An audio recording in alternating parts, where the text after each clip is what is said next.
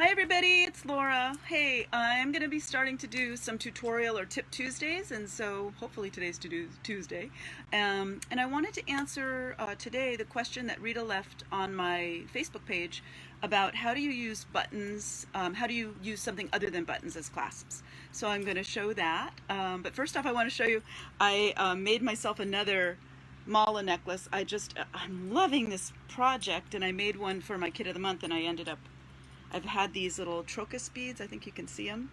They're little trocus shell beads, and they're so gorgeous, so I ended up making myself another one. So I want to say hi to everybody, and thanks so much for being here. Anyway, so I'm going to start. I'm going to turn you. You are my first real Facebook tutorial live, so you'll be my guinea pigs and see how I do. So I'm going to switch the camera over. So I've got a little bracelet here that I started, and this is a macrame bracelet. If you have my Earth and Elegance Volume 1, this is the macrame bracelet in that book. But Rita had asked, she makes her own beads, her own lampwork beads, and really gorgeous. And so she wanted to use those beads as a clasp rather than using the traditional buttons. So I'm going to bring my arm around here. You can see there's a little flower button. I sometimes use pearls, so I'll show you how to do that. There's another little button. This arm, I always use buttons when I'm using the pearl bracelets, when I'm making pearl bracelets. So I'm going to show you how to do that. I'll show you just a different variation of different endings that you can do if you're working with leather and you don't want to use traditional, like a shank button, but I'll show you that too. So I've got my piece. Hi Renee. I'm going to show you my piece. I'm just going to finish it off. I call this an anchoring knot, and all it is an overhand knot. So I formed my bracelet. I've got my two tails that I have to do something with, and I'm just going to wrap it around my finger, make a loop, and tuck those tails through the loop. And then I'm going to scooch. Now, I've never made bracelets with a camera in between me and the project, so we'll see how I do. I'm just going to keep twiddling that around. I tell my students I really like my knots to be, I don't like the twists in the leather, because over time the twists will just leave a little bit more space. So I'm just fiddling around a little bit. You're getting to watch me fumble. And here I go. I'm going to just pull on the tails. And this is after I've fitted my bracelet and I know that I really like the fit and everything like that. So I just created a little overhand knot. I'm going to bring that up. And that is with the two tails together. Oh, there is a little twist, so I'm just going to keep, sometimes if I notice that there's a twist, I just kind of keep twirling things around and the twist will fall out. So let me get my finger out of the way. I'm going to pull these tighter. And now you can see that this is a suede cord. It's requiring me it's not as slippery. Oh, Renee, oh, I hope you can start making jewelry again. Hi, Marianne. Hi, Clarice. Oh, thank you. Well, I'm sending out the new mala one next week, so you'll get it, Clarice, the beautiful mala one. Okay, so here we go. So that's what I call an anchoring knot. And I'm going to show you some different ways of finishing. So typically what I use is a shank button like this. And I'm just going to thread. Now with this shank button, you can see the shank is big enough that I can fit both cords through. So I'm going to do that. This looks like it has a pretty big shank. And then usually what I do is I slide it on, and I'll show you what I would do if I had a button that had a smaller shank. I slide them both through if I can, and then I'm just going to tie that overhand knot again. I usually wrap it around my fingers like this and then tuck the tails through the loop and tighten it up. So I'm not going to do that because this suede, unfortunately, is kind of sticky. So easy as pie. You just basically slide as many cords as you can through the shank and then tie a knot on the end. And then usually what I do is I trim that out. So I'm going to take that off. If I have a button that has a shank that is too small for both cords, I just thread one through, one around, just like that. See if you can see that. And then I tie the overhand knot on the other side, and then tighten that knot down and trim. So you can either do it, you can do it either way, with one cord through or both cords through, whatever will fit. So I'm going to show you with a 2-hole button. This is a little bit small for the piece that I made, but just so you can see, I thread both cords, well, one cord through one hole, one cord through the other, and so you can see the cords are coming out the top. And then what I would do is tie an overhand knot just the same way. I wrap it around my finger like that, and then I tuck the tails through the loop like that, and then I would trim. So this, if you use a 2-hole button like this, you end up with the knot sitting on top of the button, and it can be part of the decoration, and you can decide if you like that look. That's another way that you can use a 2-hole button as a clasp. Usually what I do is I use a bead or a pearl. If I'm making a pearl bracelet, I save out one of the pearls from my bracelet, and then I use that one. So this one is a pearl with a 2mm hole, and I'm using 1.5mm cord, so that's going to slide through there with no problem. So I'm just going to slide it through. Now, since the hole is a 2mm hole and the cord is only a little bit smaller than that, I'm not going to be able to fit both cords through. So just like the shank button, I'm going to wrap one cord around the outside edge and one cord through. And basically it mimics the design of the bracelet here. So it has that cord, so it's not going to look weird if you do that. Again, I bring my finger around and tuck the tails through that loop like that, and pull. I'll finish it off so you can actually see how I do that. So that's just using one of the beads from your piece that you've made, so it all kind of looks seamless. Another size that I like, I wanted to show you this, and this is what I wanted Rita to see too. So here is, I used these small little baroques, and then I used this nice coin pearl that has a large hole as my centerpiece. Now if I want to show you what happens if I use this large, this coin pearl as my clasp. Now it could look really nice on the end. It looks like an interesting finish, but what happens is that when I pop it through my loop, it sticks up out of the loop. It'll stand off your wrist like that. So even though it looks like it would be a great finishing piece, it actually is not going to lay very well. So I would not recommend using large beads like this as your closing bead. I'm going to show you on my wrist. So even the little rice pearls that I have, see how they pop up out of the loop? So anything really larger, this is an 8mm, and I usually try to choose the weirdest, smallest ones that I might not want to put on my bracelet for my clasp. I usually use smaller beads for my clasp bead rather than something quite large like this. So I'm going to take that off. One of the best shapes that I like is a rondelle. So either a round bead or a rondelle. Now, this isn't necessarily what I would use for this piece, unless I had maybe popped in some large hole amethyst here, then I might use this amethyst rondelle. But a rondelle size bead works really well for the clasp. It gives you enough of a kind of a stopper for your loop, but it doesn't pop off the end of your bracelet like a larger bead would. So rondelle sizes I love like that.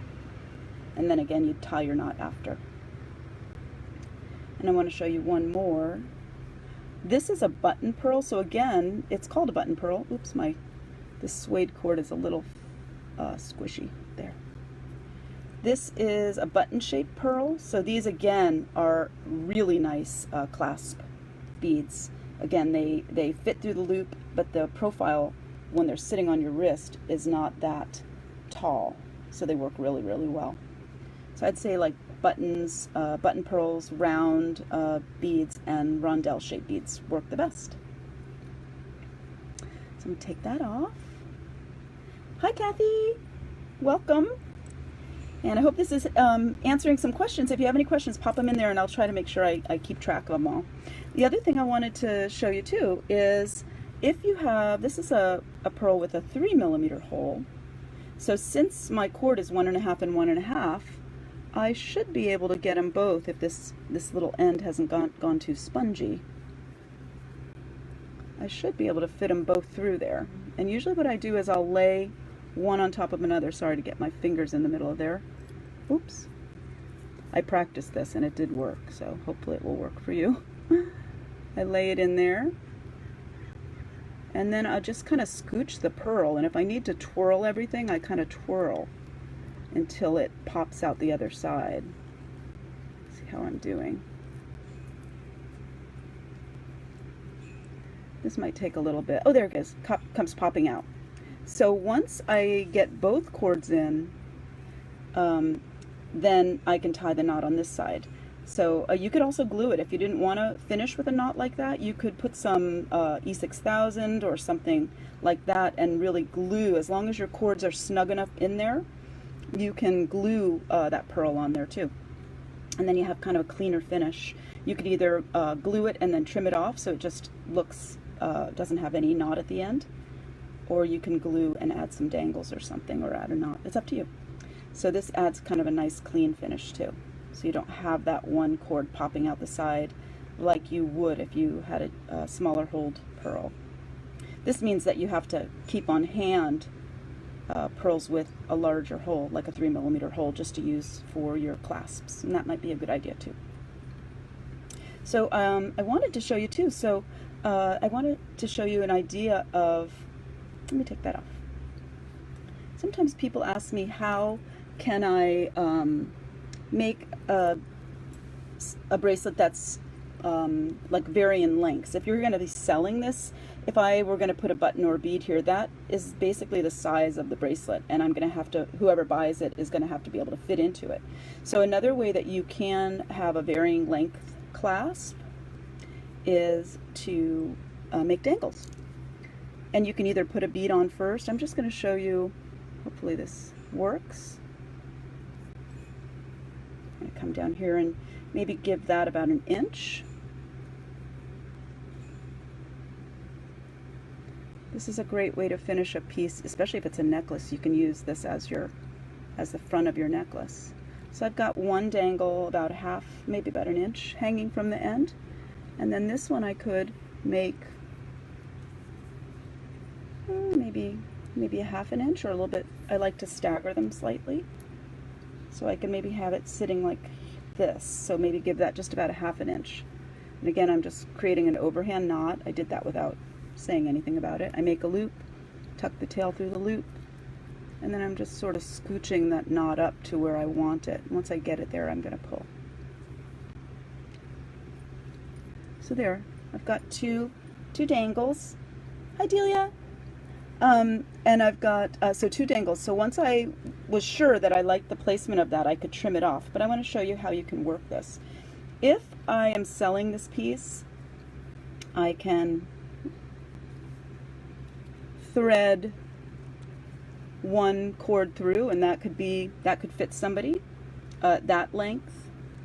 I can also thread the opposite one through, or I can thread them both through. So it kind of gives people a different way of, you know, a little bit different length.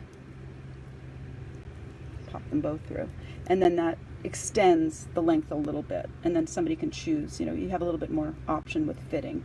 Usually when I do the dangles, I usually put a finishing pearl here, knot it in, and then I do the dangles, and that gives me another inch or inch and a half in length, so I can fit quite a few people. So that's that. Let me see if there's anything else I wanted to show you. I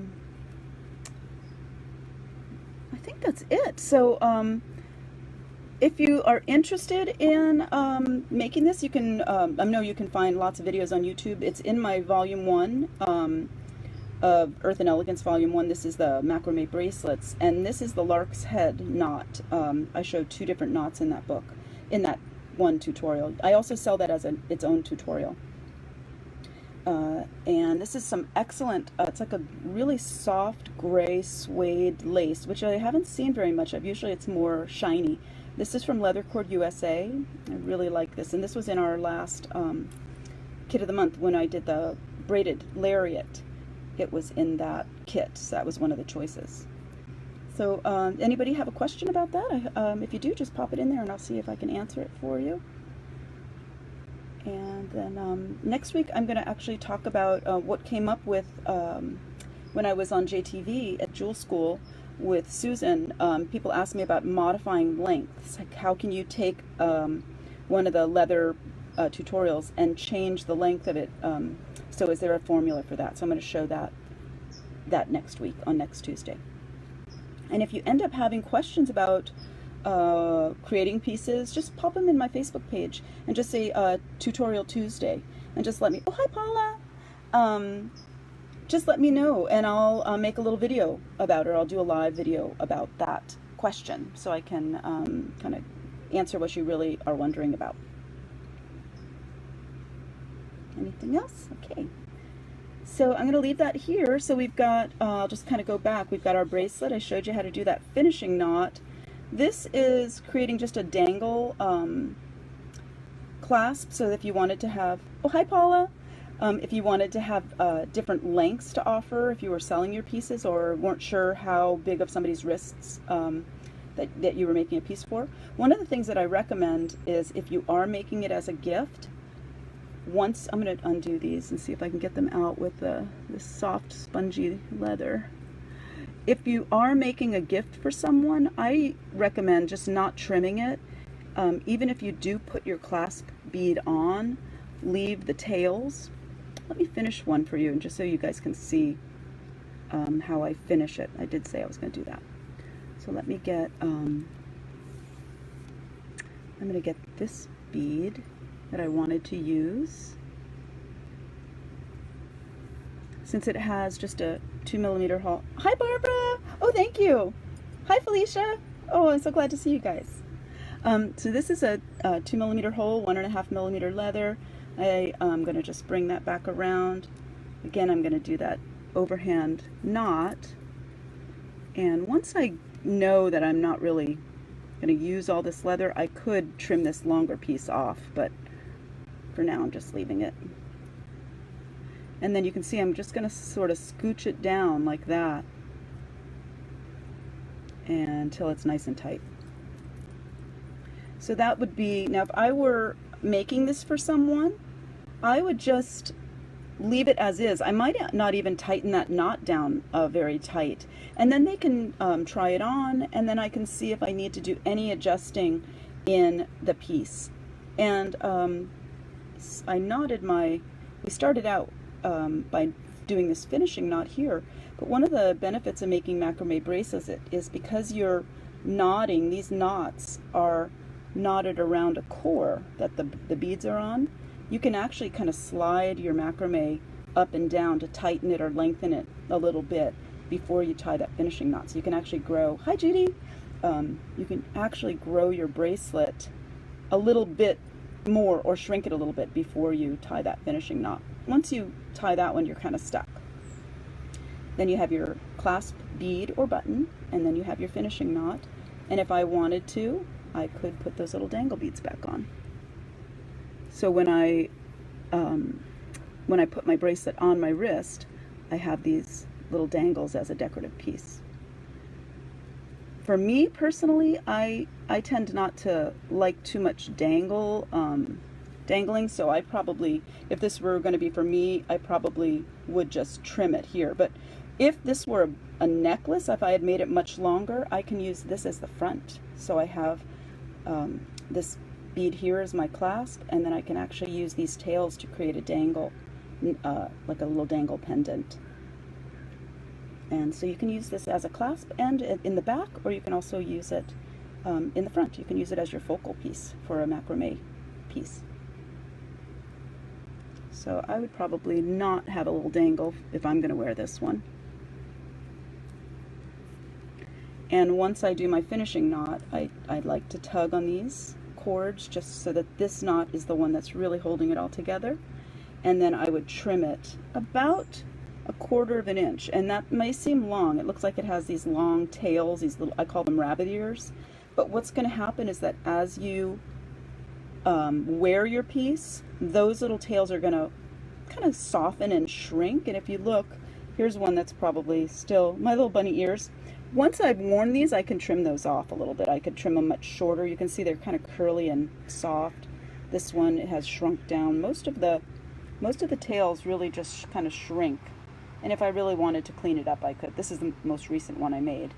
I could just trim them off.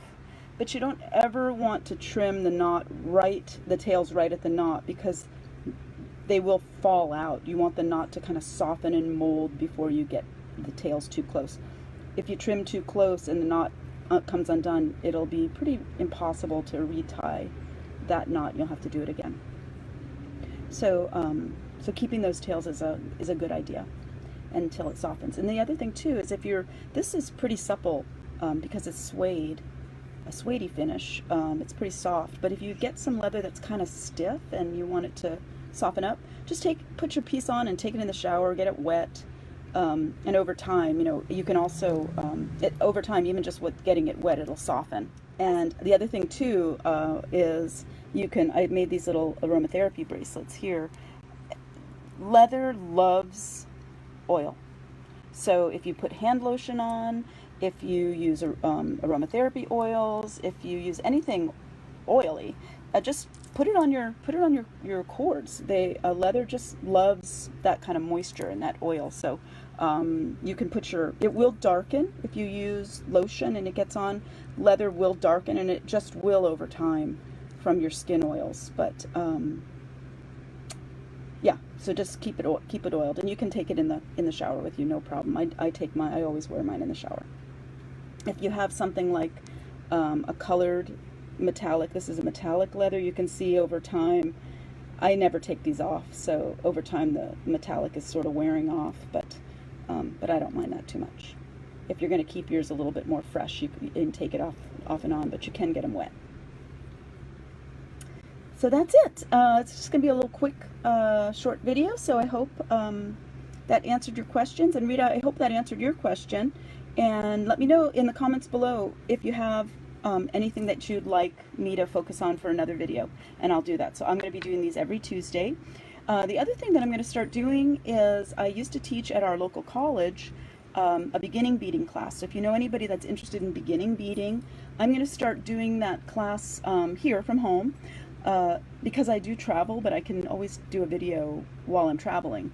And I'll start just from the basics, and we'll work into stringing and crimping, and each week we'll do a project. So I'm going to start doing that as a free offering probably on Thursdays. That's what I'm thinking of. So I'm focusing on Thursday mornings. It seems like where I'm doing the videos, it's a little bit quieter.